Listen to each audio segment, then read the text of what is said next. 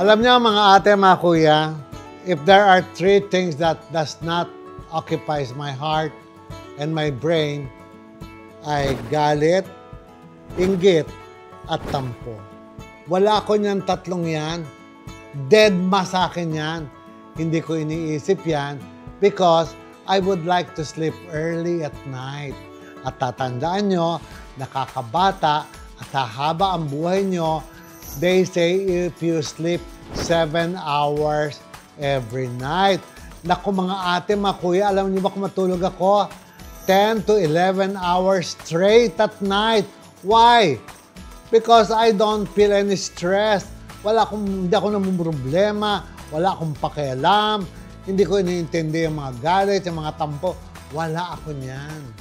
Huwag kayong hihiga sa kama nyo na kayo ay galit sa tao, tapos hindi kayo makatulog, tapos hinga kayo ng hinga ganyan, hindi na kayo makahinga. Paggising nyo, dadali na kayo sa ambulansya dahil na heart attack na kayo. Dead! Hindi na kayo maganda, di ba?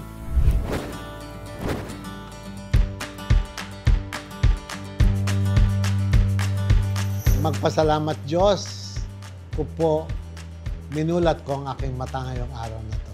Then the rest, do everything, all the things that you do. Keep yourself busy. Do a lot of stretching in the morning. Do a lot of walking in the morning because you have to help yourself. Nobody will, tandaan niyo yan. Miski 10, miski 15 ang anak nyo, walang mag-iintindi sa inyo. You have to take care of yourself. Do everything for you to be strong and to be healthy.